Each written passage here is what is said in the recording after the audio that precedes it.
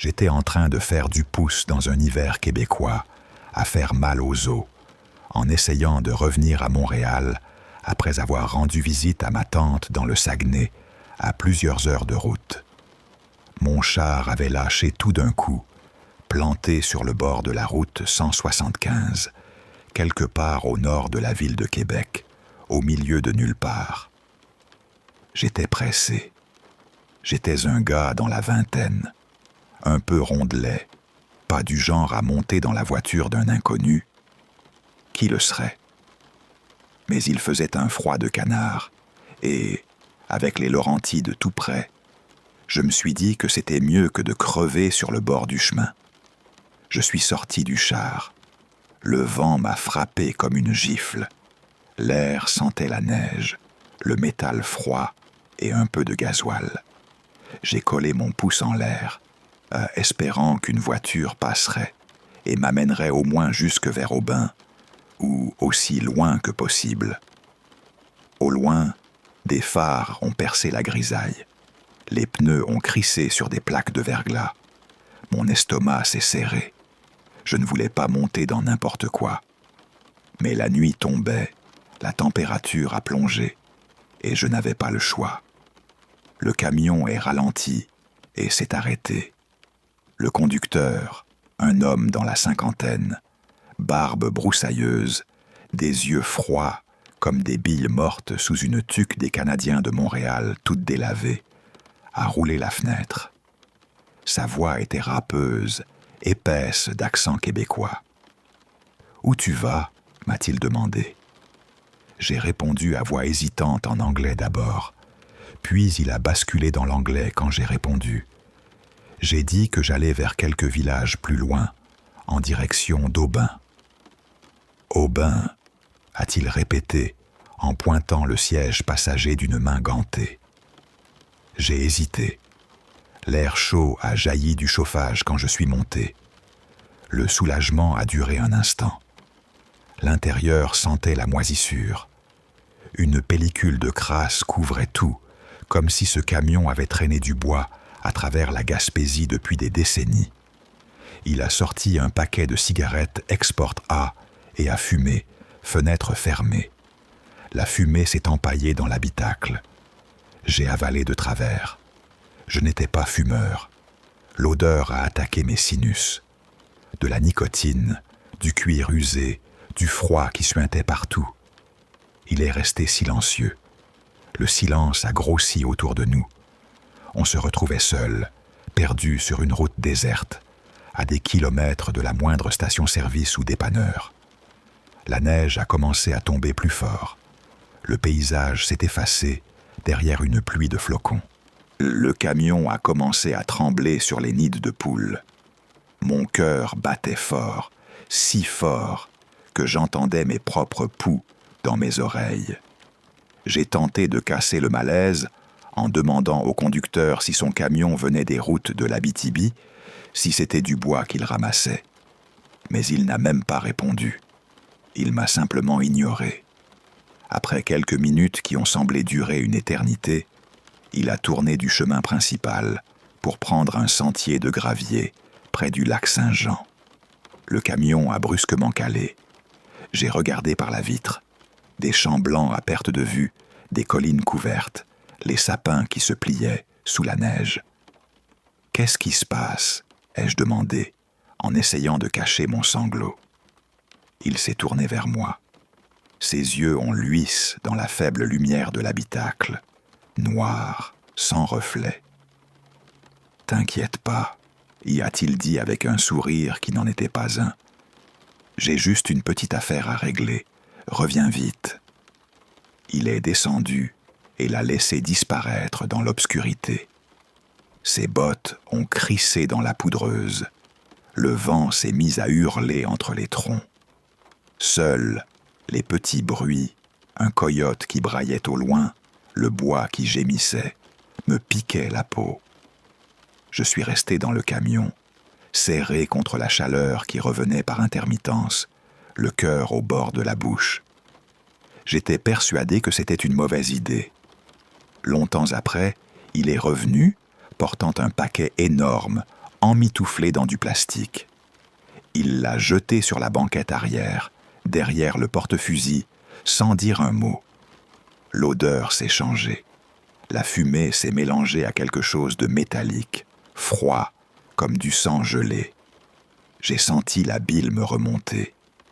Il a démarré, est toujours muet.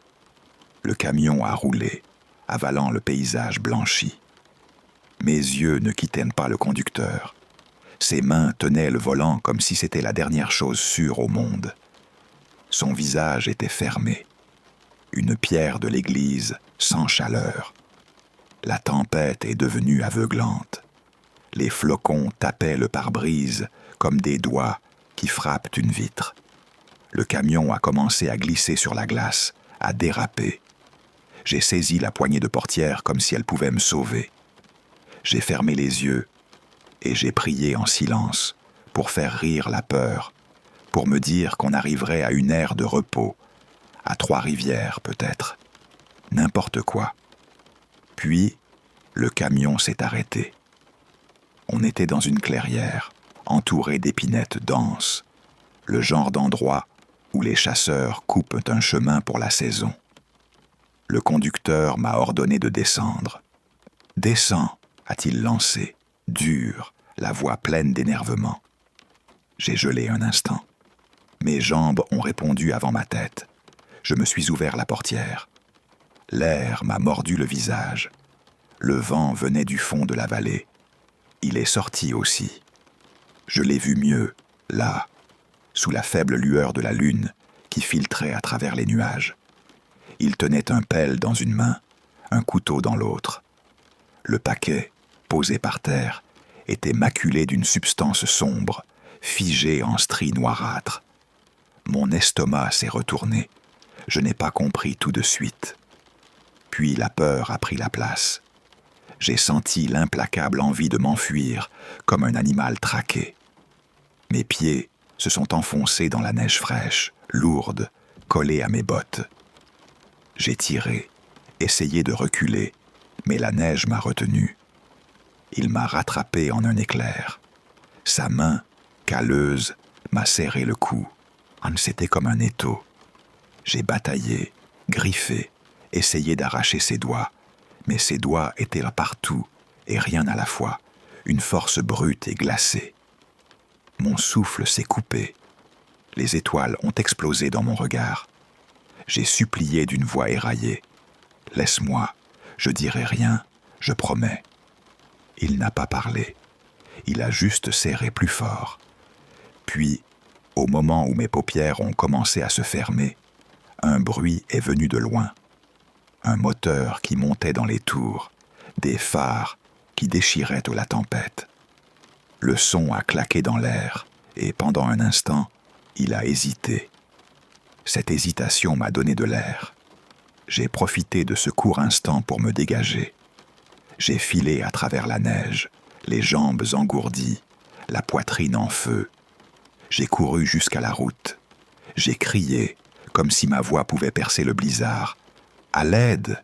Une auto a ralenti et un homme est sorti qui s'est présenté comme Jean-Guy. Il avait l'air inquiet, tout québécois, le visage marqué par le froid. Il a vu le camion et le type qui courait derrière moi. « Monte vite !» m'a-t-il dit. Je me suis jeté dans l'auto et il a foncé.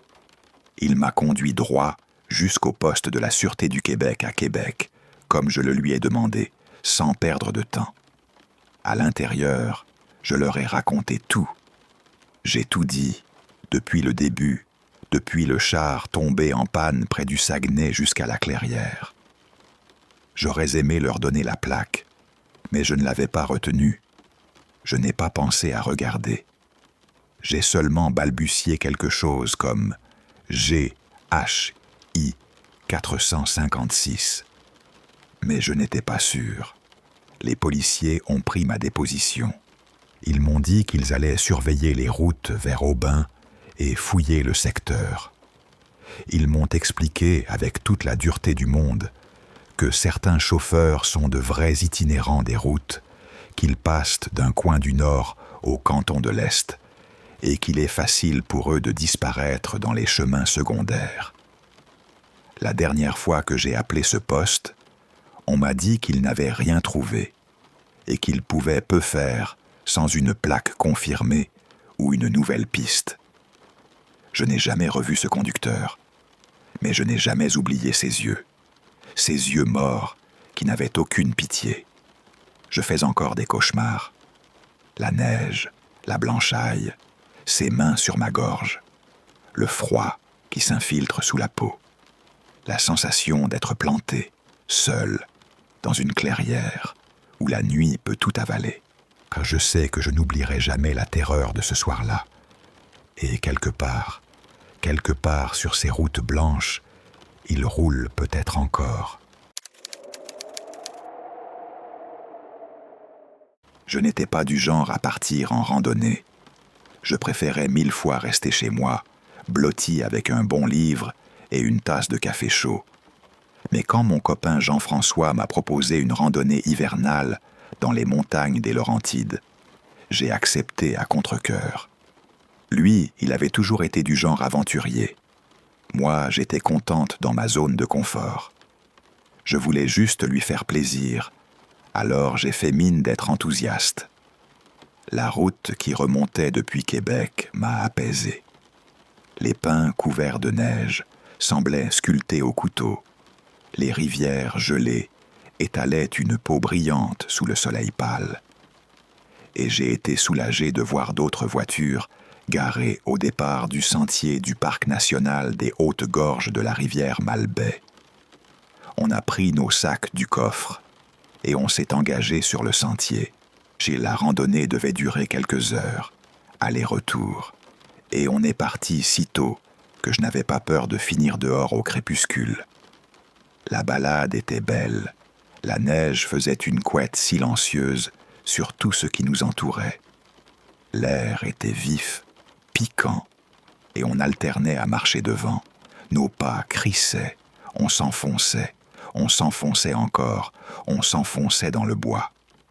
J'ai senti quelque chose s'ouvrir en moi. J'ai respiré profondément l'odeur résineuse des sapins. J'ai senti la neige fondre en gouttelettes sur mes cils.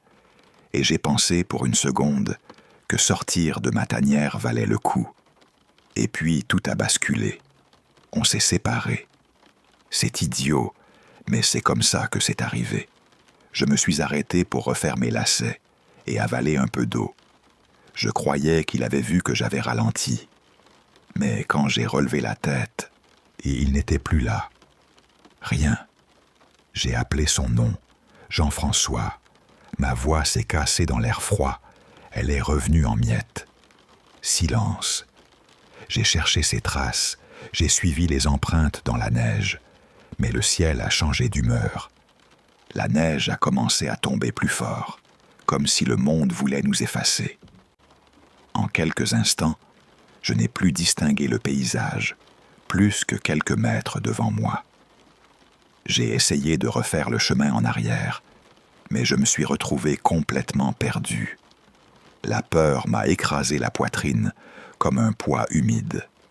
Je portais un manteau léger, un jean. Je savais très bien que je ne tiendrais pas longtemps dans l'arrière-pays québécois quand le froid mord. L'application météo m'avait promis un ciel clair et du soleil. Je n'y connaissais rien en randonnée. Et je n'avais pas prévu que la météo pouvait se mettre à hurler contre nous. J'ai essayé de me raisonner. Il allait revenir me chercher.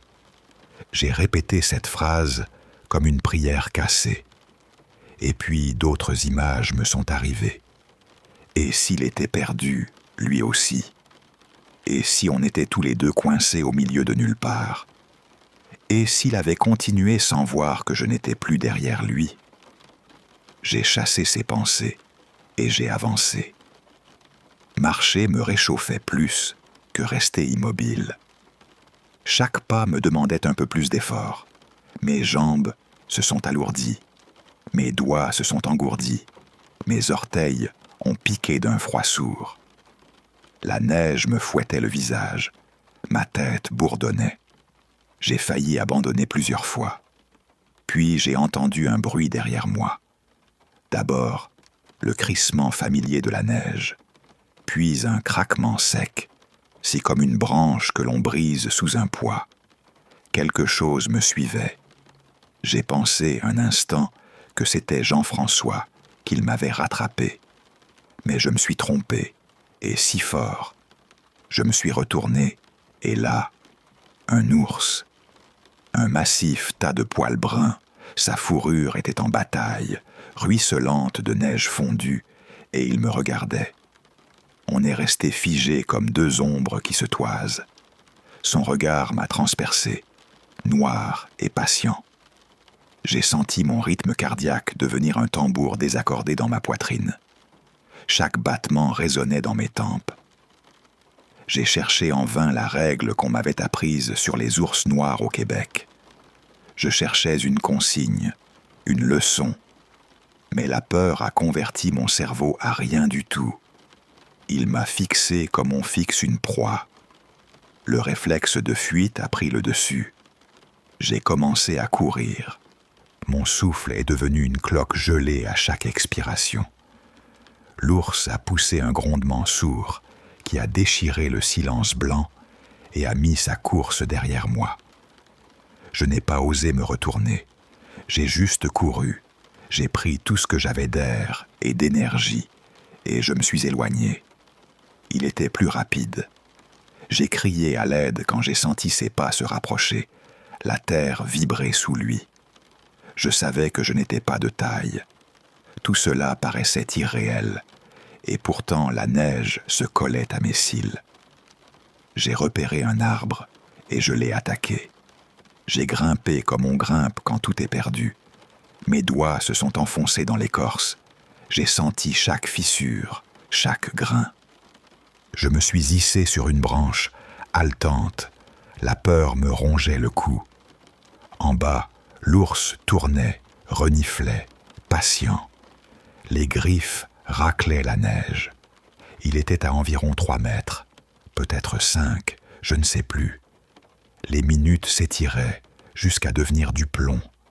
Je savais que les ours grimpaient, mais je me suis accroché à l'idée que peut-être il n'userait pas de son énergie pour me poursuivre. Les heures ont paru s'accumuler. Ma bouche était pâteuse, mes doigts engourdis s'étaient transformés en papier. Le vent a commencé à hurler dans les cimes, et toute la forêt semblait retenir son souffle. J'ai entendu mon propre cœur, un martèlement aigu, une corde tendue prête à rompre. J'ai pensé que j'allais mourir là, suspendu à une branche, avalé par le froid et l'odeur humide de l'ours. J'ai prié, murmuré des bribes de phrases que je n'aurais pas su répéter le lendemain. Et puis, loin d'abord, j'ai entendu une voix, un cri, mon nom. Jean-François est arrivé en courant à travers les arbres et la neige. J'ai vu le soulagement écrire son visage quand il m'a vu dans l'arbre. J'ai hurlé qu'il s'arrête. Je lui ai indiqué la bête. Heureusement, elle ne l'avait pas encore remarqué. Toute son attention était rivée sur moi. Il m'a lancé un regard où je lisais la folie du héros. Je l'ai supplié de ne rien faire, mais j'ai su qu'il n'écouterait pas. Il a commencé à crier, à agiter les bras, à faire le plus grand vent possible. Son cri a déchiré le voile du froid. L'ours a grogné, comme pour mesurer ce qu'il évaluait. Puis, contre toute attente, il s'est tourné et il s'est enfoncé dans le bois, dans la direction opposée. J'ai descendu l'arbre lentement, chaque mouvement mesuré, chaque respiration tremblante. Quand je suis arrivé au sol, il m'a enveloppé dans ses bras. J'ai senti sa poitrine battre. Il tremblait tout autant que moi. J'étais sauvé, mais la peur ne m'a pas quitté. On était loin d'être tiré d'affaire. L'ours pouvait revenir, et d'autres choses encore pouvaient surgir des bois. On s'est remis en route, la tête pleine d'ombre. On cherchait à retrouver la piste, la route, la lumière humaine. On était épuisés, nerveux à chaque craquement, à chaque souffle de vent. Et puis, soudain, Jean-François a crié. Il est tombé au sol en hurlant. J'ai couru vers lui. Mon cœur a sauté. Sa cheville était prise dans une racine cachée sous la neige. Son pied pendait d'une manière qui ne devrait jamais arriver. La cheville avait cédé. Son pied bougeait comme une branche cassée. Quand j'ai soulevé sa jambe, j'ai senti un vertige. La brutalité de la blessure me donnait des nausées, et il était trop lourd pour que je le porte. Son corps était vidé d'énergie. Il ne pouvait pas sauter sur une jambe. J'ai fouillé son sac à dos et j'ai attrapé la couverture de survie. Je l'ai déplié sur la neige, je l'ai roulé, j'ai attaché 2 coins comme j'ai pu et je l'ai traîné. Chaque centimètre m'a coûté. Mes mains engourdies se déchiraient. La neige pénétrait par tous les bouts de mon manteau, mais je l'ai traîné à bout de bras. J'ai pensé à tous les films où l'on abandonne. J'ai refusé d'être l'héroïne de ce genre-là. Il fallait le sauver, il fallait le ramener. La neige s'était calmée, mais le vent sifflait à travers les branches comme un animal invisible. Je grelottais, mes vêtements étaient trempés, mes cheveux collés sur mon visage, mais une poussée d'adrénaline m'a porté. J'ai avancé à la force d'une volonté affûtée. Parfois, je m'arrêtais, je me retournais, je vérifiais s'il y avait des pas qui nous suivaient, si l'ours était de retour. Chaque son me faisait sursauter. Un branchement qui cédait, un oiseau qui s'envolait, le cliquetis de la neige contre une roche. À un moment, j'ai cru qu'on ne verrait jamais la lisière. Et puis, enfin, comme si le monde décidait enfin de nous rendre ce qu'il nous avait pris, j'ai entrevu le départ du sentier. J'ai poussé un cri qui s'est cassé en sanglots de joie. Des larmes ont tracé des sillons chauds sur mes joues glacées. Je l'ai traîné jusqu'à la voiture et j'ai foncé vers le CHU de Québec Université Laval. Je conduisais sans vraiment voir, une main crispée sur le volant, l'autre serrée sur le sac qui contenait sa jambe. Il a commencé à perdre connaissance par moments sur le trajet. À l'hôpital, ils ont stabilisé sa cheville, puis ils ont constaté des dégâts plus profonds.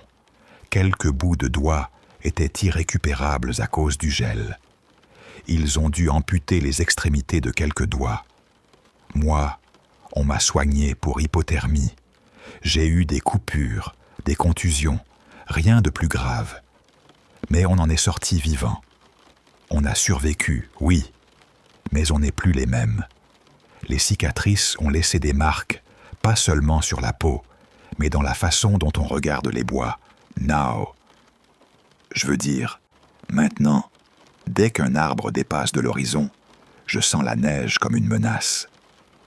Je repense encore aux voitures garées ce matin-là, au parking où il y avait des voitures et personne sur le sentier. Je me demande si les autres randonneurs se sont perdus comme nous, ou s'ils étaient plus loin et sont rentrés sains et saufs, et j'espère qu'ils ont eu plus de chance que nous. Je n'ai pas regretté d'être sorti de ma zone de confort, ou peut-être un peu, mais j'ai découvert quelque chose qui m'appartient et que je n'imaginais pas. Une force qui s'est allumée quand toutes les issues semblaient fermées. Jean-François est vivant parce que je n'ai pas lâché prise. J'en rends grâce à Dieu chaque jour pour ce que j'ai trouvé en moi dans le froid. Mais la nuit, parfois, quand le silence s'installe, j'entends encore le crissement de la neige et le grognement tout près. Et je sens mes mains se serrer, comme si elles retenaient une branche, prête à me suspendre au-dessus du vide. J'ai vécu ici, tout seul, pendant les 10 dernières années, à la campagne, pas loin de la ville de Québec. Des champs, des bois à perte de vue, et, de temps en temps, un voisin qui passait. La vie était paisible. Le silence me tenait comme une couverture, et je l'aimais. Mais ce qui s'est passé cette nuit-là, il y a 3 ans, a brisé ce peu de tranquillité qui me restait. Je regardais la neige tomber contre la grande baie vitrée du salon. Les flocons collaient aux carreaux, comme si le monde cherchait à s'endormir. Ma chienne a aboyé, sèchement, et est sortie en bondissant par la petite porte pour chien. Je me suis levé en un éclair. Je l'ai vue filer dans la tourmente. J'ai tenté de la rattraper, mais elle était trop rapide. Le vent m'a frappé au visage. La neige m'a fouetté les yeux. Je n'ai pas su la retrouver dans la tourmente. Et mon souffle s'est transformé en fumée blanche. Mon cœur s'est mis à tambouriner contre ma cage thoracique. Je savais qu'elle allait souvent chez mon voisin, Jean-Guy. Alors je suis revenu à la maison. J'ai enfilé mon manteau, mes bottes, et je suis ressorti. La traversée a été brutale. Le vent hurlait comme un animal blessé. La neige tombait si fort que je ne voyais presque pas ma propre main devant moi. Mes yeux piquaient. Mes doigts engourdis se sont raidis autour de la lanière de mon sac. J'ai continué. J'ai forcé mes pas dans la poudreuse. J'avais une seule idée, ramener ma chienne à la maison. Quand je suis enfin arrivé chez Jean-Guy, je me suis trouvé à bout de force. La neige me collait partout. Je tremblais de froid et de fatigue. J'ai frappé à sa porte. Personne n'a répondu. J'ai cru qu'il n'était pas là. Et alors j'ai entrouvert la porte et j'ai appelé le nom de ma chienne, à voix basse d'abord, puis plus forte, en espérant ne réveiller que le chien. J'ai écouté. Le silence m'a renvoyé l'écho de ma voix. C'est à ce moment-là que Jean-Guy est apparu, fusil de chasse à la main. Il m'est tombé dessus comme un animal. « Qu'est-ce que tu veux » a-t-il grogné. Il s'est avancé si près que j'ai senti l'odeur du whisky et des cigarettes du Morier lui brûler les narines. L'odeur m'a piqué la gorge, âpre, métallique. « Je cherche ma chienne », j'ai dit en essayant de garder la voix posée. Elle a couru ici avec la tempête. Je pensais qu'elle avait peut-être passé ta petite porte. « Sors de chez moi », qu'il a dit en me balayant du fusil.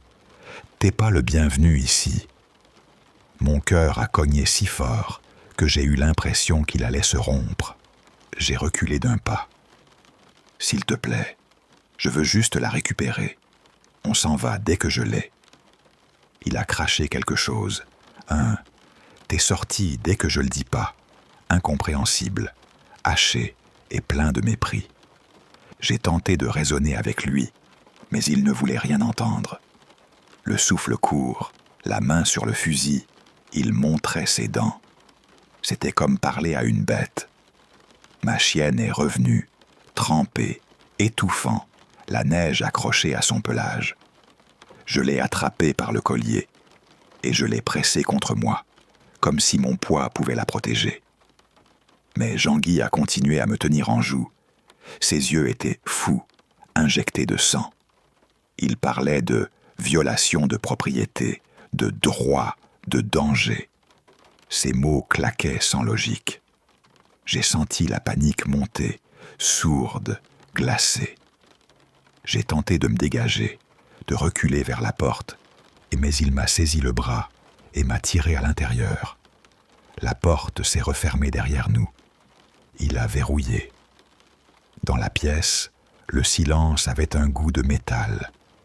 Il me tenait toujours en joue en me conduisant vers le salon, comme si je pouvais encore m'évaporer. Ma chienne s'est recroquevillée dans un coin, tremblante. Je l'aime plus que tout. La peur m'a serré la gorge. « Partez d'ici et ne revenez jamais », qu'il a dit, la voix devenue plus basse, presque un murmure de menace. J'ai supplié. J'ai essayé d'expliquer qui j'étais, comment je vivais dans le calme de la campagne, que c'était une erreur honnête. Je lui ai parlé de mes routines, de mes matinées claires, du silence que je chérissais. Je l'ai regardé droit dans les yeux. Peut-être que parler allait l'apaiser. Peut-être que je pouvais l'atteindre. Il a ri d'un rire sec, sans joie. Puis il a commencé à changer. Son visage s'est crispé. Il a levé le fusil comme un étendard. Il s'est mis à hurler. Les mots n'avaient plus de sens. Il criait que on était un d'eux, qu'on le surveillait, que le gouvernement à Ottawa était contre lui, qu'il savait des choses que d'autres ne savaient pas. Sa voix a dérapé, a monté, puis a craqué. Je ne comprenais pas. Il parlait d'ennemis invisibles, de complots. Ses mains tremblaient, ses doigts renflaient autour de la crosse. Le whisky avait anesthésié le bon sens. J'ai joué le calme. Je l'ai laissé parler. Parler semblait le tenir éloigné de l'action. Ses monologues étaient des fissures qui laissaient passer d'autres mots, incohérents, révélateurs d'une folie affamée. Il répétait inlassablement que le gouvernement veut le tuer, qu'il savait tous leurs secrets. Ah, j'ai acquiescé quand il parlait du pouvoir et de la peur. Mais le reste, les murmures, les accusations, m'a paru trop délirant pour y adhérer. Sans que je sache quand, j'ai entendu un bruit dehors, un moteur, des voix étouffées contre la neige. Quelqu'un se rapprochait. J'ai appelé, d'une voix qui tremblait. « Au secours !» Un cri étouffé, le son d'une voiture. Ils ont dit, comme par radio, que c'était la Sûreté du Québec.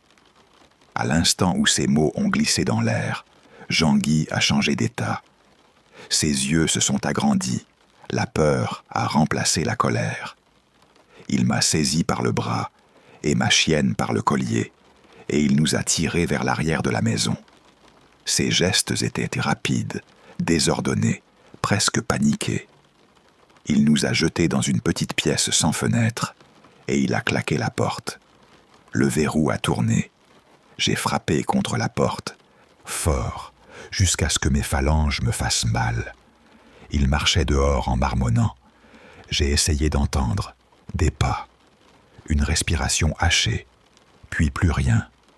Les murs semblaient absorber les sons, étouffer les appels. La pièce était froide, humide. Ma chienne s'est blottie sur mes genoux. Sa respiration était rapide, ses petites dents qui claquaient. Mon estomac se contractait de faim. Mon sang chauffait d'adrénaline, mais le froid me ramollissait. Je ne sais pas combien de temps nous sommes restés là. Les heures s'étiraient, en minutes longues. J'ai compté des respirations. J'ai senti mon cœur battre la chamade, chaque pulsation un tambour dans mes tempes. La lumière, quand il y en avait, était mauvaise, jaune. J'ai essayé de trouver une issue. Rien. Les murs étaient épais. Pas de fenêtre. Aucune échappatoire. Puis, le bruit du verrou qui tourne. Un cliquetis qui a déchiré le silence comme une lame. La porte s'est ouverte. Un officier de la Sûreté du Québec est entré, arme au poing, les bottes crissant sur la neige fondue. Il a crié « À terre !» Jean-Guy a été maîtrisé sur le champ. Le fusil est tombé. Les mots que j'espérais sont tombés aussi. Vous êtes en sécurité. Je me suis effondré sur le sol. La chaleur m'a envahi d'un coup, comme si quelqu'un avait allumé le soleil. J'ai pris ma chienne dans mes bras. Elle s'est levée contre moi, tremblante, et j'ai pleuré, sans bruit d'abord, puis en sanglots étouffés. L'agent nous a enveloppés dans une couverture. J'ai senti le soulagement, lourd et humide, couler dans ma poitrine. Des voisins avaient appelé. Une voisine, Marie-Claude, qui habite plus bas sur la route en direction de Montréal, y avait entendu les hurlements, et elle savait que Jean-Guy n'était pas stable. Elle a appelé la Sûreté du Québec, juste au cas où. Dieu merci qu'elle a fait ça. Sans elle, je n'ose pas imaginer ce qui serait arrivé. Je n'ai jamais su ce qui a déclenché la folie de Jean-Guy cette nuit-là. Peut-être qu'il était simplement devenu fou. Peut-être qu'il mélangeait des rancœurs personnelles et trop de whisky. Je n'en sais rien. Je sais juste que j'étais content d'être sorti de sa portée. Je n'ai jamais remis les pieds sur sa propriété. Je ne l'ai jamais revu. Mais chaque fois qu'il neige, mon estomac se serre. Les mêmes images reviennent. Le visage enragé, la fumée des cigarettes, le clic du verrou, le battement sourd de mon cœur dans l'obscurité.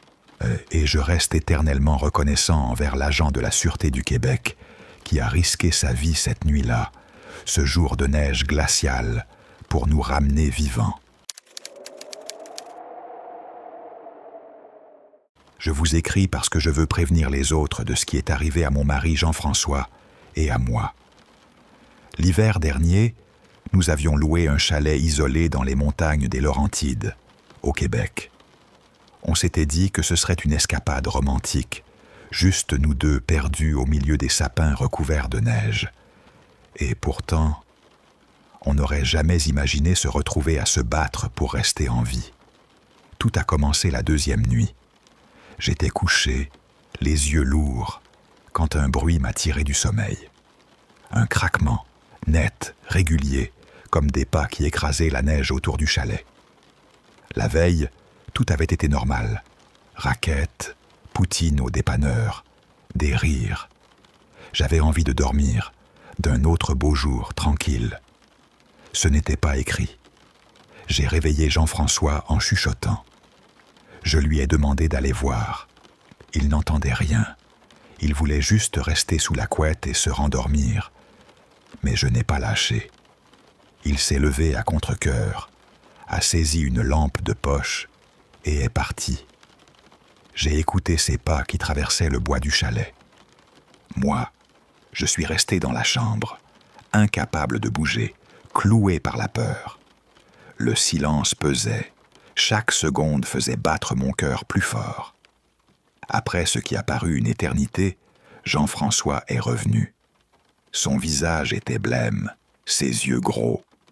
Il m'a soufflé qu'il y avait plusieurs personnes dehors, masquées, qui essayaient de forcer l'entrée. J'ai senti la panique me traverser comme un coup de lame. J'ai voulu hurler. Il m'a bâillonné d'une main tremblante et m'a dit de rester silencieuse. J'ai senti des larmes monter, chaudes, salées, et l'idée qu'on allait mourir ce soir s'est installée comme une certitude glaciale. On a attrapé nos affaires en 4 secondes et on a foncé vers la voiture. Jean-François a tourné la clé. Rien. Le moteur n'a pas voulu prendre. On était coincés, sans fuite, sans abri sûr. Dehors, les pas se rapprochaient, craquant comme on brise du verre fin sous ses pieds. Ils savaient qu'on était là. Il faisait nuit, l'air mordait, et leur souffle dans la neige produisait des nuages blancs, proches. Jean-François a dit qu'il valait mieux retourner au chalet et se cacher dans la salle de bain. Moi, j'avais envie de rester dans la voiture verrouillée. C'était béton à mes yeux, mais j'ai suivi. On a couru à perdre haleine. La porte d'entrée n'était pas fermée à clé. Il n'était pas encore rentré, à ce qu'on voyait. On a fermé la porte derrière nous en silence, et on s'est planqué dans la petite salle de bain. On a verrouillé. On a éteint la lumière. On a essayé d'être invisible. J'ai tremblé jusqu'à en avoir des spasmes. Les larmes ont coulé, cris muets dans la gorge, et Jean-François m'a serré fort, comme si ses bras pouvaient arrêter le monde. Mais on savait, au fond de nous, que ce n'était pas fini. On a entendu leurs pas se rapprocher, la respiration lourde, des chuchotements étouffés. Ils ont touché la poignée. Un silence. Puis des coups, d'abord prudents, puis plus violents. Le bois qui geint, les clous qui protestent. Des rires étouffés, des mots moqueurs en français, leur voix comme du gravier dans la gorge. Ils n'allaient pas abandonner. La seule issue, c'était la fenêtre au-dessus de la douche. Petite, étroite, mais assez grande pour que l'on puisse s'y glisser à la force des bras. On a prié d'avoir le temps. J'y suis passé la première, les avant-bras écorchés par le cadre glacé, la peau qui a râpé comme du papier de verre. Puis j'ai vu Jean-François, qui a réussi à passer, puis basculer sur la neige rugueuse. Il a tiré la fenêtre derrière lui pour faire croire qu'on n'était jamais sorti.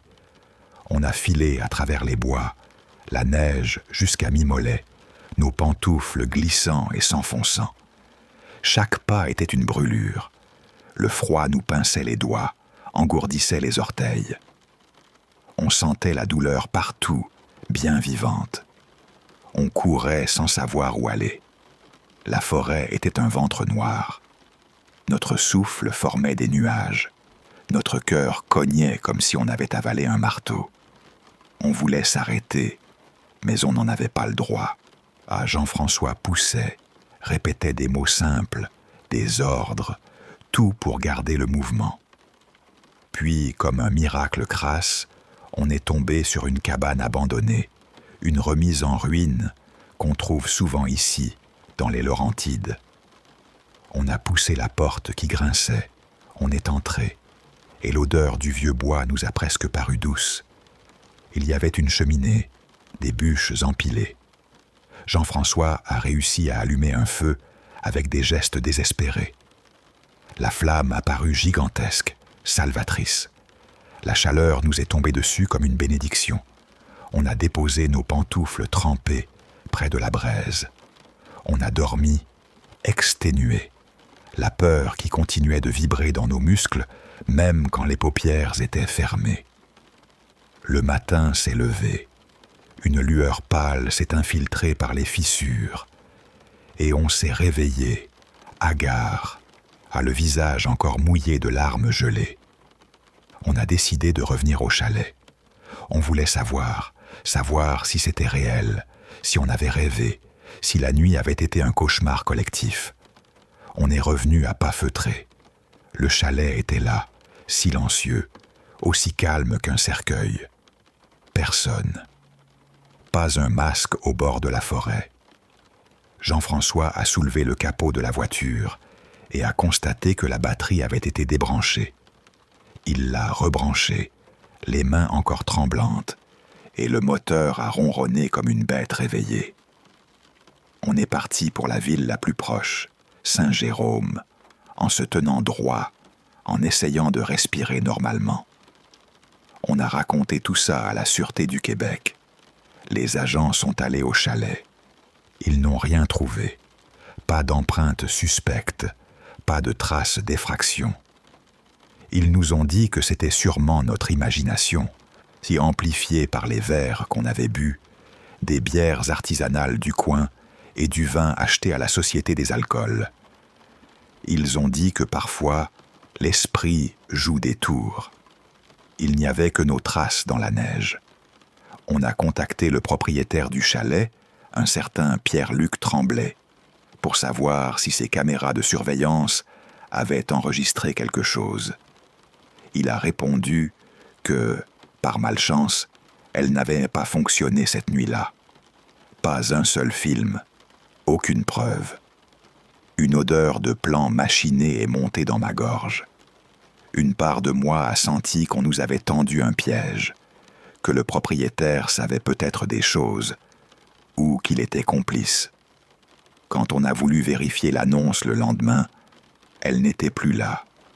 Le chalet, l'offre, tout avait disparu du site, comme si l'endroit n'avait jamais existé. On en a parlé à nos parents à Montréal. Après avoir entendu notre récit et le rapport vide de la police, eux aussi ont douté. Ils nous ont répété ce que la sûreté avait dit. On avait trop bu, on avait vu des ombres. Mais l'alcool ne m'avait jamais fait entendre des pas qui grattèrent la neige, ni sentir des mains sur la porte, ni mordre la douleur du froid. Jean-François et moi savions ce qu'on avait vécu. On a senti qu'on était observé, que quelque chose ou quelqu'un avait la ferme intention de nous faire peur, peut-être des gens du coin, jaloux des citadins qui prennent leur chalet pour un spectacle, peut-être des motoneigistes détraqués, peut-être pire. On n'est jamais retourné dans ce logement. On n'en a presque plus jamais parlé. On a choisi d'enterrer la nuit en nous, comme on enterre une pierre trop lourde pour la porter. Je raconte cette histoire maintenant pour prévenir. Louer un chalet perdu dans la forêt, ce n'est pas anodin. Ne baissez pas votre garde. Si vous entendez un bruit dehors, restez à l'intérieur, verrouillez tout, appelez la Sûreté du Québec si vous le pouvez. Suivez votre instinct. La peur existe pour une raison. Mieux vaut paraître ridicule et être en vie que de rester silencieux et ne plus jamais raconter. Je me rappelle encore de cette nuit, comme si c'était hier. Nous, une bande de potes, on avait décidé d'aller dans une taverne miteuse de Hochelaga Maisonneuve pour fêter la fin du semestre à l'Université de Montréal. On avait bu beaucoup trop de Molson et de Caribou. L'odeur de houblon et de fumée me colle encore aux vêtements quand j'y pense. On a fait des choses qu'on n'aurait jamais faites sobres. Je ne veux pas entrer dans tous les détails salissants, mais je vais vous dire ce qui s'est passé après qu'Alexandre ait dépassé les bornes. Alexandre, c'était toujours le cœur de la soirée. Ce soir-là, il a poussé la folie plus loin. On est sorti de la taverne en titubant et, sans prévenir, il s'est dévêtu complètement. Nu comme un ver, il a foncé dans la neige. Au début, on a ri, rire gras et nerveux, pensant que ce n'était qu'un numéro d'ivrogne. Puis il a filé vers le bois de liesse, toujours sans vêtements. Le rire est mort dans nos bouches. Ses pas se sont faits de plus en plus lointains, au fur et à mesure qu'on s'enfonçait entre les troncs. Les arbres n'étaient pas serrés, mais la nuit, l'espace se dérobait. On a essayé de le suivre. On était trop ivres, on chancelait, on s'accrochait aux branches, on s'emmêlait dans nos foulards. Lui, pourtant, il se déplaçait avec une vitesse et une aisance qui nous ont surpris. J'étais convaincu qu'il riait encore, qu'il titubait et qu'il retrouverait la route. J'avais tort. On a fouillé les bois pendant des heures, en appelant son nom avec des voix qui se fissuraient. Il gelait, un froid sec qui mordait la peau, qui vous brûlait la respiration. La neige est tombée plus drue et comme un rideau sale. On ne voyait plus à 2 pas. Le craquement sous nos bottes sonnait comme des os qu'on broyait. On était tellement pompettes qu'on n'arrivait même plus à retracer l'endroit où on était entré. La peur a grignoté le rire. On s'est mis à se tenir les uns aux autres pour ne pas rester seuls au milieu de ce silence blanc. Personne n'était habillé pour ça. On avait prévu une nuit de beuverie, pas une randonnée improvisée dans le froid profond. Un de mes amis, Jean-François, a proposé de marcher en ligne droite jusqu'à tomber sur une route. Le secteur boisé n'était pas immense, a-t-il dit. Quelques kilomètres, rien de plus. Alors on a marché droit devant, les visages engourdis, le souffle court. On a fini par déboucher sur le boulevard Saint-Laurent. L'éclairage public nous a paru irréel, jaune et sale, comme un mirage. Et Alexandre, lui, n'était plus là. On a pensé à appeler la Sûreté du Québec, mais Marie-Claude et Pierre m'ont convaincu de la fermer. Ils transportaient d'autres choses illégales. Ils avaient peur qu'on soit tous suspectés. J'ai cédé. C'est une décision qui me pèse comme une pierre au fond de la gorge, encore aujourd'hui. Je suis rentré à mon appartement du plateau Mont-Royal et je me suis écroulé, à moitié endormi par l'alcool. Le lendemain matin, ils m'ont convoqué à la Sûreté du Québec. Ils ne voulaient rien dire au téléphone. En arrivant au poste, j'ai su que ce n'était pas bon. Tous les autres y étaient déjà. On s'est assis face aux enquêteurs. Mes amis ont commencé à chuchoter, à dire que nos versions devaient coller, qu'on dirait qu'Alexandre était parti du Barteau, qu'on ne savait rien. Je ne supportais plus ce poids, et j'ai décidé que j'allais dire la vérité. Ils ont vrillé. Certains m'ont menacé, eux qui voulaient cacher la vérité pour se protéger. Quand je me suis retrouvé seul dans la salle d'interrogatoire, les policiers m'ont expliqué pourquoi j'étais là. Ils avaient trouvé Alexandre. Ils l'avaient trouvé étendu, face contre la neige. Sa peau était d'un gris bleu, lisse comme une pierre polie. Il était encore nu. Il avait gelé, complètement figé. Ce mot « gelé » a résonné dans ma poitrine comme un coup. Mon cœur s'est arrêté un instant puis a reparti, lourd, sourd. J'ai senti l'odeur âcre de l'alcool remonter dans mon nez, mélange de bière et de sang perdu que je n'avais jamais senti avant. Je me suis senti vidé, dévasté. J'ai pensé que malgré tout, il finirait par revenir. Jamais je n'aurais imaginé qu'il ne retrouverait pas la sortie et que le froid de la nuit l'aurait pris. J'aurais dû savoir. Il faisait moins 30 degrés Celsius. Il faisait un froid qui vous prend tout entier. J'aurais dû continuer à le chercher. J'aurais dû appeler la Sûreté du Québec la veille. Je n'ai rien fait. La culpabilité m'a rongé. L'enquête a conclu à une mort par hypothermie. Il avait couru trop loin, désorienté par l'alcool. Il n'a pas retrouvé son chemin. La neige avait effacé ses traces, comme si la forêt voulait le rendre invisible. Quand ils m'ont demandé de raconter ma version de la nuit, je leur ai tout dit. Ils m'ont remercié pour ma coopération et m'ont laissé partir. Le coroner a qualifié cela d'accident. Personne ne nous a officiellement blâmés. Ça n'a rien soulagé. Moi, j'ai continué à me blâmer. Les nuits suivantes, je me suis réveillé en sursaut. J'ai rêvé de lui qui courait, le rire qui claquait encore, des flocons qui collaient à sa peau nue. Puis la scène basculait. Il gisait, immobile, la neige autour de lui comme un linceul. J'entendais nos hurlements se répercuter entre les troncs, et le crissement régulier de la neige qui s'enfonçait sous nos pas, comme si le monde voulait effacer la trace de ce qu'on avait fait. Mon propre souffle me paraissait étranger, rapide, trop fort dans mes oreilles, le cœur dans la gorge, le goût du regret comme du métal. On avait été trop ivre pour sentir le danger réel. On aurait dû le retenir, on aurait dû le suivre plus près. On était pris par l'instant, par la chaleur de la taverne qui nous collait encore aux veines.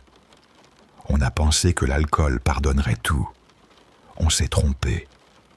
Je ne sais pas comment vivre avec cette culpabilité, avec ce poids froid sur la poitrine.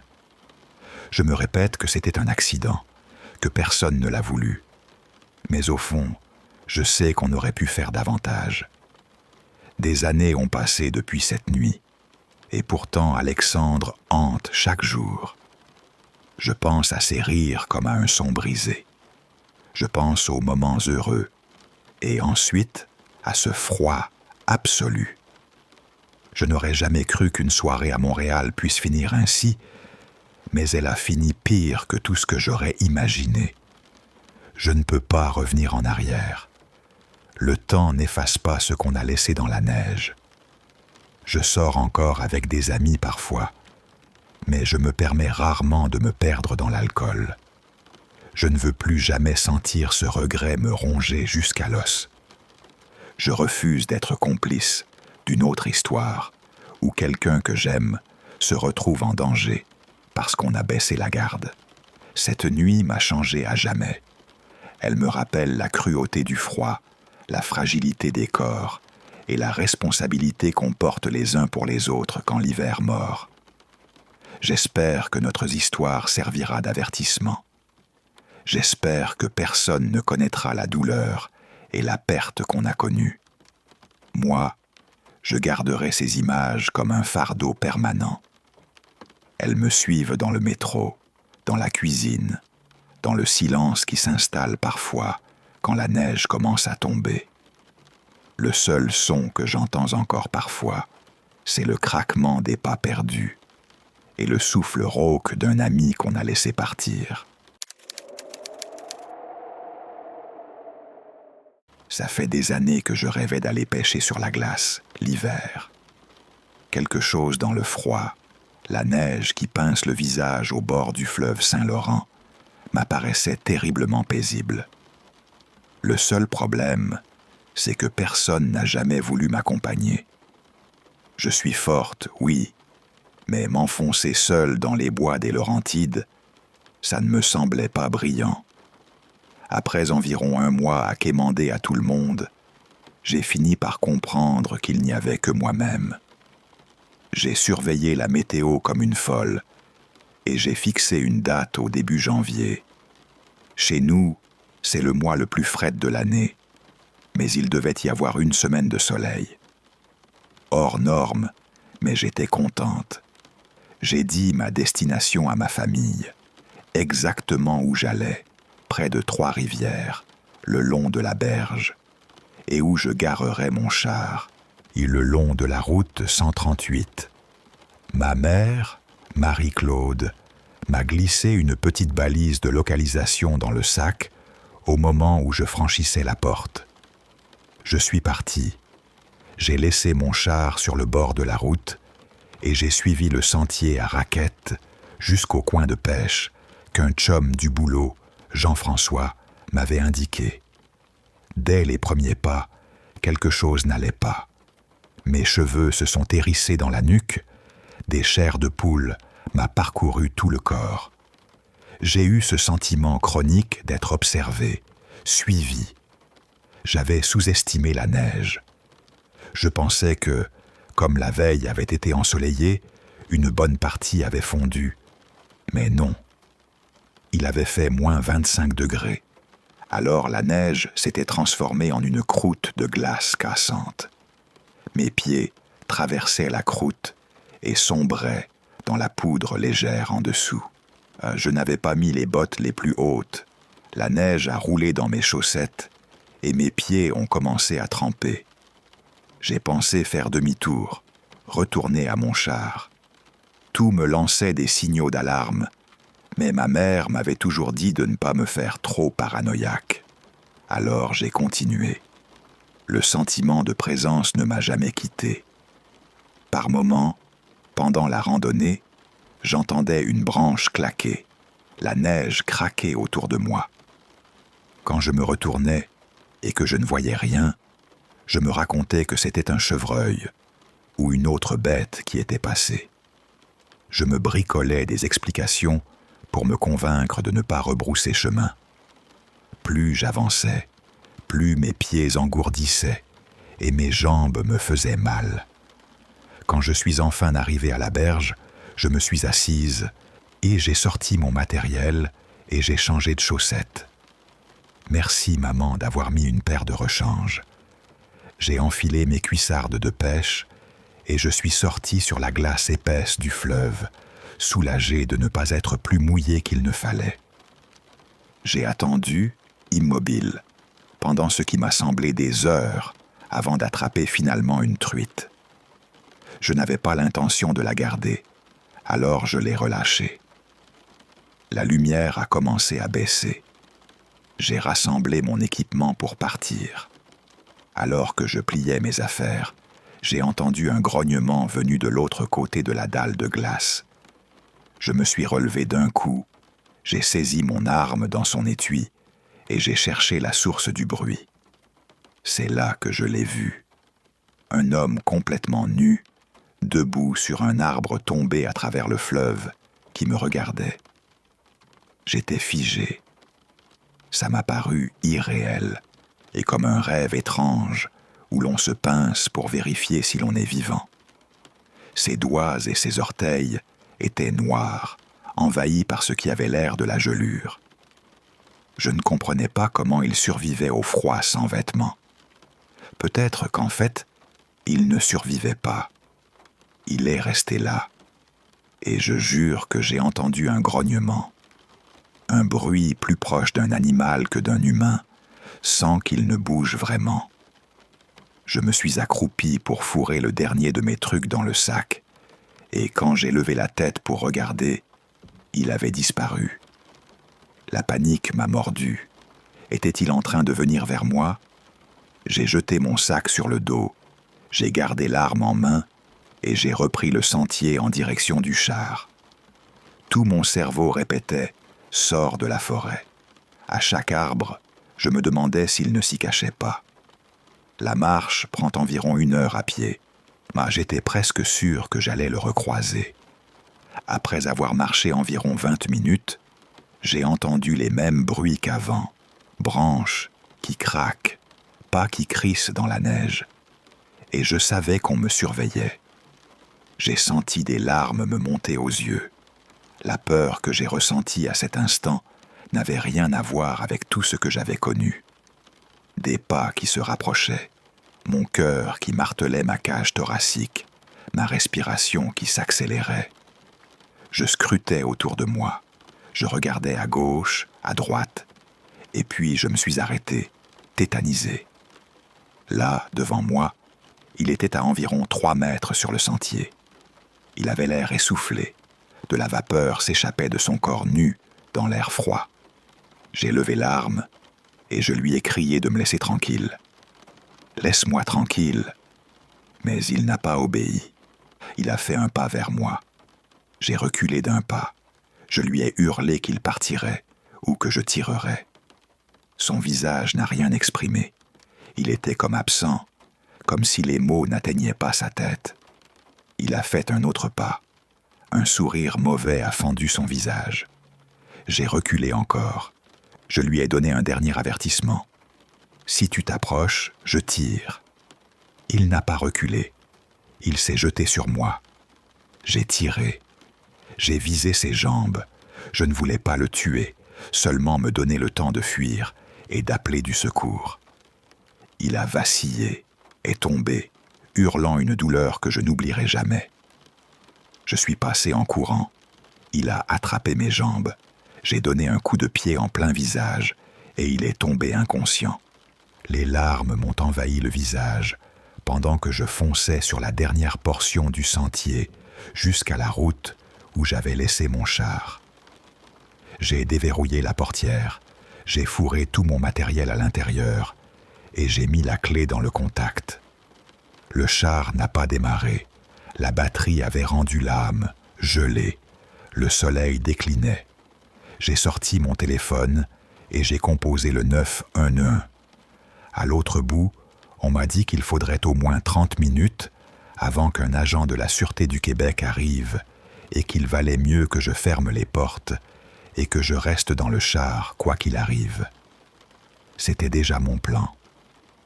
10 minutes plus tard, la paranoïa m'a mangé de l'intérieur et il est apparu, l'homme nu, appuyé contre un arbre à la lisière du bois, juste devant mon char. J'ai hurlé, j'ai pointé l'arme sur lui et cette fois prêt à tirer pour de vrai. Il a boité jusqu'à mon véhicule et s'est appuyé au capot pour se soutenir. Il a commencé à frapper le capot du poing pendant que je criais de l'intérieur. Puis il s'est approché du côté et il a hurlé dans ma fenêtre. Un hurlement sans mots, un cri animal qui a déchiré l'air. Je sanglotais, je suppliais qu'il arrête. Arrête, s'il te plaît. Mais il ne s'est pas arrêté. Enfin, j'ai vu des gyrophares au loin. J'ai senti un poids se lever de ma poitrine quand les lumières rouges et bleues sont apparues. L'homme nu a aussi vu les lumières. Il a boité, a repris le chemin de la forêt et il a disparu entre les troncs. Un agent de la Sûreté du Québec s'est garé à côté de moi. « Qu'est-ce qui s'est passé ?» m'a-t-il demandé. Je lui ai tout raconté. J'ai vidé mon sac. J'ai déblayé chaque détail. Ils ont appelé une équipe de recherche. Ils ont suivi la piste de sang laissée par l'homme, mais ils n'ont jamais réussi à le retrouver. Pendant des mois, j'ai fait des cauchemars où il me suivait partout, à la maison, au dépanneur, dans mes rêves. Heureusement, ce n'était que des cauchemars, et je ne l'ai jamais revu en vrai. Une chose, toutefois, me reste claire comme le jour. Je ne remettrai jamais un pied seul dans ces bois des Laurentides.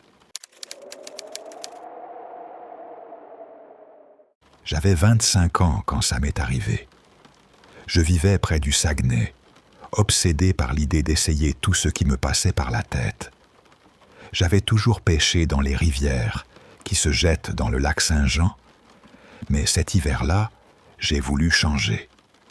Je me suis dit, pourquoi pas la pêche sur la glace, pour la première fois de ma vie. J'ai pris mon équipement, ma canne, et je suis parti d'Alma avant l'aube. J'avais invité des chums, Jean-Guy et Marc-André, mais ils ont lâché au dernier moment, trop verglacés, pas question. Je n'allais pas changer mes plans pour eux. Le jour était calme, si calme que chaque respiration semblait faire du bruit. Le ciel hivernal du Québec était net, piquant. L'air mordait le nez. C'était parfait pour la pêche, sur le papier. J'ai choisi un endroit vers le centre du lac Saint-Jean. Et mes potes m'avaient dit que là-bas, le doré et le brochet mordaient bien. J'ai marché prudemment sur la glace, en répartissant mon poids comme le mec d'une vidéo en ligne expliquait. Oui, je m'étais préparé en regardant des trucs sur le web.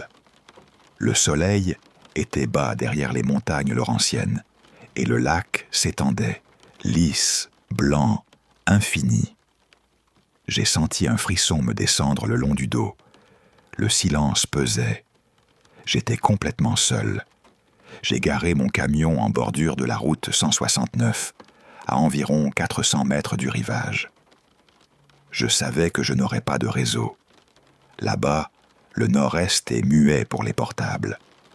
Mes amis savaient où j'allais, alors je ne me suis pas trop inquiété.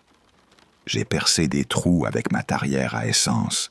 J'ai mis des appâts, des vairons achetés à Roberval.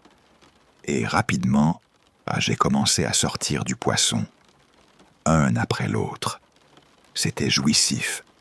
J'avais pêché toute ma vie depuis des berges rocheuses en été, mais le sentiment que j'avais là, au milieu de la glace, ça n'avait rien à voir. Je me suis tellement laissé emporter que je n'ai pas senti l'alerte. La glace a commencé à craquer sous le poids de ma glacière qui débordait. Tout s'est passé en une seconde. La plaque a cédé. J'ai hurlé quand je suis passé à travers. L'eau m'a happé, glacé, noir. J'ai eu le temps de prendre une inspiration, une seule, avant qu'elle ne m'enlève le souffle à cause du choc. Je suis ressorti à la surface, mais remonter sur la glace est devenu un enfer.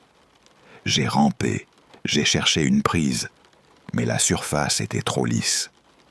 Mes bottes sorel étaient remplies d'eau. Mes vêtements me traînaient vers le bas comme des boulets. Je me suis mis à paniquer. Chaque inspiration brûlait. La tête me tournait, mes dents claquaient, mes doigts ne répondaient plus. Le froid m'a volé la force. Je me suis rappelé d'un truc sur le forum Mamotte. Il fallait s'aplatir sur le ventre, donner des coups de jambes pour se propulser et ramper hors de l'eau. J'ai essayé. Encore et encore. Je glissais et je retombais. La vidéo en ligne faisait ça paraître si simple. Dans la réalité, avec le cœur qui tambourine comme un marteau, avec les poumons qui brûlaient, c'était un autre monde. J'ai poussé, j'ai cogné la glace du genou, mais la traction me manquait. À chaque tentative, j'ai senti la chaleur m'abandonner comme une couverture qu'on arrache. J'ai crié aussi. J'ai hurlé jusqu'à en perdre le son. Ma voix s'est noyée dans l'immensité blanche. Personne. Il y eut juste le vent qui passait entre les sapins, un petit craquement de glace quelque part au loin. Un silence qui pèse. Peut-être que j'aurais dû comprendre que c'était un signe. Tout le monde parlait des avertissements de la Sûreté du Québec, des panneaux, des voix qui disaient de ne pas s'aventurer. J'ai été têtu, idiot. Et là, j'étais seul. Je me suis dit qu'il n'y aurait pas de chevalier blanc. Personne ne viendrait. Si quelqu'un arrivait, ce serait trop tard. J'ai pris la décision la plus simple, sortir par mes propres moyens ou mourir. J'ai rassemblé ce qui me restait d'énergie et j'ai lancé une dernière tentative, comme on se jette dans le vide. J'ai réussi à attraper le bord de la glace. Lentement, extrêmement lentement, je me suis tiré sur la dalle qui restait. J'ai rampé, haletant, chaque muscle me brûlant. Et quand j'ai enfin réussi à me hisser, j'étais vidé, entièrement vidé. La plupart de mes affaires avaient coulé. Tant pis, je ne pensais plus qu'à une chose, la chaleur d'où je venais, le camion, le chauffage. J'ai glissé sur la glace en me laissant choir sur les fesses. La technique la plus sûre, je me suis dit, pour répartir le poids et éviter de repasser dessous. Mes vêtements dégoûtaient, le froid suintait jusqu'à la peau. Je tremblais tellement que ça faisait un bruit sec dans ma gorge. Une autre chose à cogner. Je m'étais complètement trompé de chemin. Au milieu des pins tout recouverts de neige, je ne reconnaissais plus rien. Je ne savais plus d'où j'étais arrivé. J'ai passé environ 15 minutes assis au bord du lac, gelé, incapable de réfléchir. Le soleil a commencé à glisser derrière les montagnes. La lumière est devenue une lame. Mon temps s'amenuisait. Si je restais là, l'humidité et le froid allaient me consumer. Mes vêtements mouillés me transformaient en cible facile pour l'engourdissement. Je me suis levé. J'ai choisi une direction qui me semblait aller vers Alma. Marcher valait mieux que rester. J'avais 0 plan, juste la peur comme moteur. J'ai marché. La neige s'enfonçait jusqu'aux genoux parfois. Mon souffle s'est mis à fumer devant moi. Mes jambes me faisaient mal, un feu sourd qui montait de partout. Je suis tombé plusieurs fois, avalant de la neige froide. Puis je me suis relevé, parce que la seule alternative, c'était de m'asseoir et de laisser le froid faire son œuvre. La nuit est tombée. Les aurores boréales clignotaient comme une chandelle malade dans le ciel. J'ai commencé à sentir des choses étranges, des voix qu'on imagine quand on est sur le point de se perdre, des visages que l'obscurité peignait à la place des arbres. J'ai cru devenir fou. La faim me tordait l'estomac, mais la peur était plus forte que la faim. Mes mouvements se sont faits mécaniques. Mes mains mentaient sur ma force. Puis, comme un coup de grâce ou une promesse, j'ai vu une lumière entre les troncs, une petite flamme dans l'immensité gelée. Je n'ai pas su si c'était réel au début. J'ai prié que ce soit vrai. C'était l'espoir qui m'a poussé à avancer. J'ai vidé ce qu'il me restait de force pour atteindre cette lueur. Chaque pas a été une victoire. Quand je suis arrivé à la porte, j'étais trop faible pour frapper. Je me suis effondré sur le perron.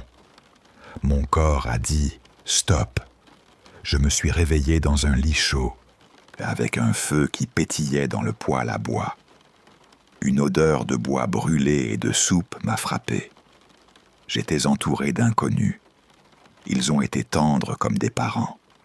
Ils m'ont enveloppé dans des couvertures sèches, m'ont mis des vêtements chauds, m'ont donné du caribou brûlant à boire. Ils m'ont frotté les mains et le visage pour me faire revenir. J'ai appris qu'il s'agissait d'un chalet de chasse retiré, où un groupe de gars de Québec avait passé le week-end. Des hommes comme Lucien et son beau-frère Gilles. Ils m'avaient y trouvé effondré sur le perron, à moitié inconscient. Ils ont appelé les secours avec leur téléphone satellite et ils m'ont réconforté jusqu'à l'arrivée des sauveteurs. Le cœur qui battait encore trop vite, j'ai senti la gratitude m'envahir comme une couverture trop chaude. La Sûreté du Québec a été avisée. On m'a transporté en hélicoptère vers l'hôpital de la ville de Québec. On m'a traité pour hypothermie et pour plusieurs côtes fracturées. Les chutes sur la glace n'avaient pas été sans conséquences. Ils m'ont dit que j'avais eu de la chance, Une côte n'avait pas perforé un de mes poumons. J'ai entendu ces mots comme un juge qui me donnait une seconde chance. Depuis ce jour-là, j'ai arrêté de prendre ma vie pour acquise. J'ai regardé la fragilité sous un autre angle. La bonté de ces inconnus m'a restitué quelque chose que le froid avait failli me voler. La conviction que chaque matin compte. J'ai appris à craindre la glace qui chantonne et à respecter les avertissements, à ne plus défier le silence blanc. Et quand je pense à ce lac, je sens encore la morsure de la glace dans mes poumons, l'odeur du bois brûlé qui m'a ramené, et le martèlement de mon propre cœur qui n'a pas voulu s'arrêter. Je faisais de la planche à neige depuis plus de 10 ans, et je m'étais toujours amusé à repousser les limites, à jouer avec le danger. J'avais dévalé les secteurs les plus raides du Québec, à Tremblant, au Massif. J'avais bravé les hivers rugueux des Laurentides, et je m'en étais toujours sorti. Ce jour-là, pourtant, la montagne m'a rappelé, en un claquement sec, qui tenait vraiment les rênes. Je suis sorti sur les pentes de Mont-Tremblant, en me sentant invincible. Le vent me hurlait à la figure, la poudre crissait sous la planche, et j'ai enchaîné les sauts, les figures, la bouffée d'air, l'odeur froide du sapin, la sensation de flotter, tout m'avait grisé. J'étais concentré sur l'adrénaline, tellement concentré que je n'ai pas vu les signes, les panneaux, les petites marques qui chuchotent danger juste avant que ça n'éclate. Et avant que je m'en rende compte, je suis passé par-dessus le bord. Le sol a disparu sous mes pieds. J'ai basculé, je suis tombé dans le vide. Le vent m'a lacéré la peau, la neige m'a frappé comme des dizaines de petites pierres. La pente est venue me chercher. J'ai réussi à me recroqueviller, à me protéger comme on m'avait appris. Mais l'impact a été brutal, plus brutal que tout ce que j'avais connu. J'ai senti une douleur aiguë, une douleur qui a fendu mon corps. Ma jambe a cédé. J'ai su, immédiatement sans doute, que l'os était brisé. La douleur n'était pas seulement physique, elle était claquante, un bruit sec derrière mes yeux. Je suis resté allongé, la respiration courte, la neige fondant sur mes tempes. Mon cœur tambourinait dans ma gorge, si fort que je l'ai entendu comme un tambour lointain. Ma jambe était pliée dans un angle qui n'avait rien d'humain. Je sentais l'os râper sous la peau. J'ai essayé de bouger, une prière avortée. La douleur m'a fermé la bouche. J'étais coincé.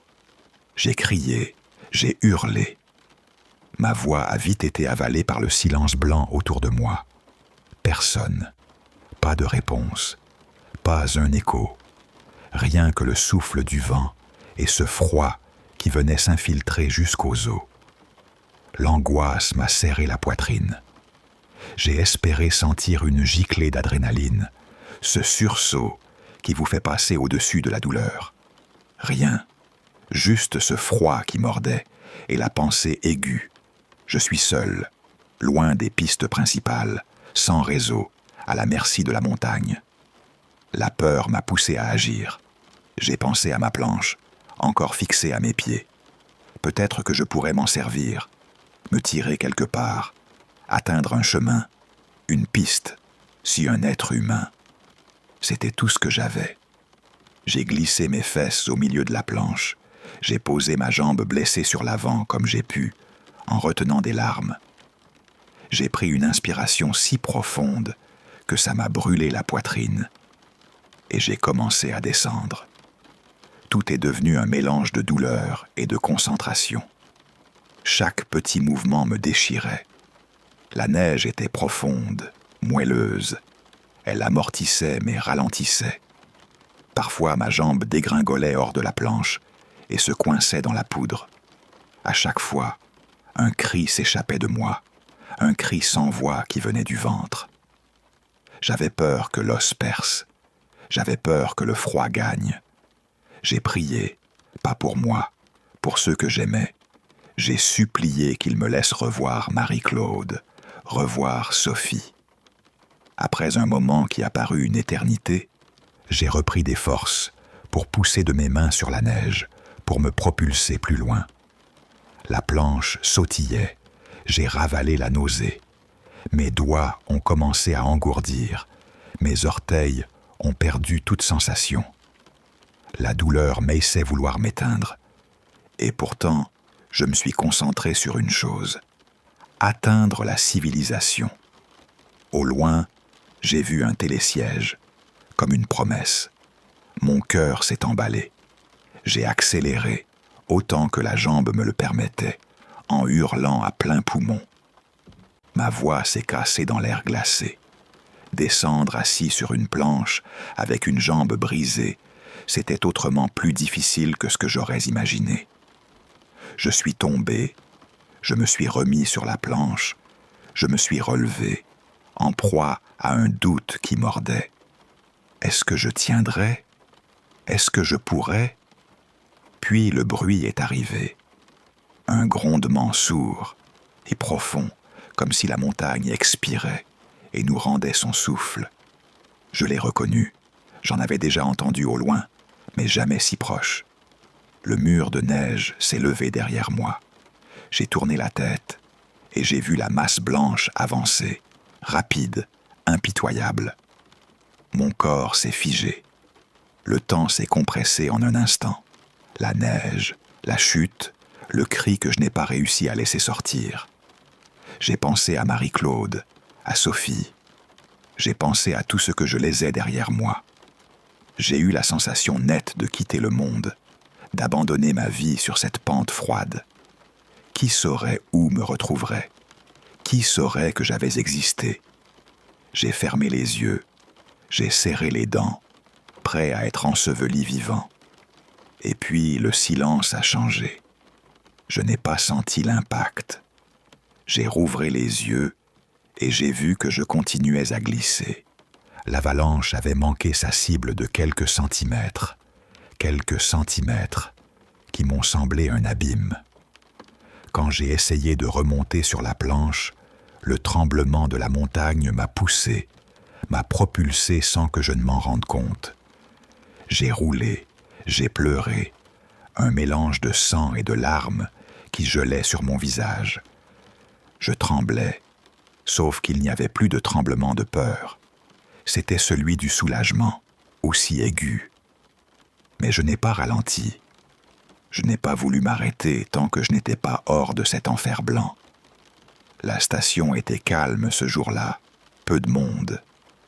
Quand je suis enfin arrivé au bas de la piste, je me suis effondré dans la neige et j'ai hurlé de toutes mes forces. La patrouille de secours est arrivée en quelques minutes.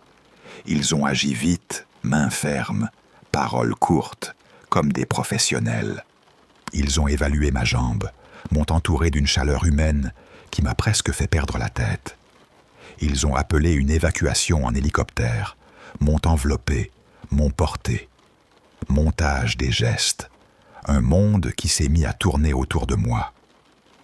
Quand on m'a chargé dans l'hélicoptère, j'ai regardé la montagne disparaître et j'ai senti une gratitude qui m'a serré la gorge. Une seconde chance, une foutue seconde chance. J'ai passé une semaine à l'hôpital à Montréal. Une semaine qui m'a paru à la fois lente et cruelle.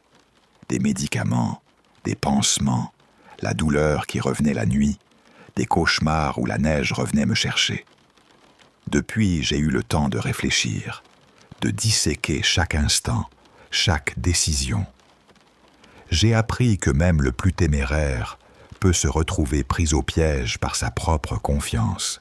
Et j'ai appris que les montagnes ne pardonnent pas, que la volonté de survivre peut pousser plus loin que l'on croit, mais qu'il faut parfois un coup de chance, aveugle et cruel, pour s'en sortir.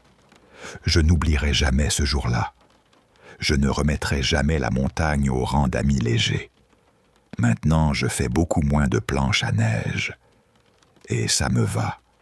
Si c'est le prix pour ne plus revivre cette peur-là, alors je l'accepte. Je suis juste reconnaissant d'être là, de pouvoir serrer ma famille, de respirer l'air qui n'est plus plein de menaces.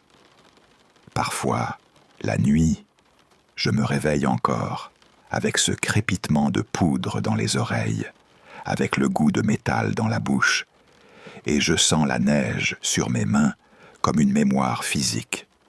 Je pense à vous qui écoutez, à la facilité avec laquelle on oublie que la Terre, parfois, décide pour nous. Et faites attention, sentez le vent, lisez les signes que la montagne laisse, et surtout, n'allez pas croire que vous êtes invincible, parce que la montagne, elle, ne négocie pas.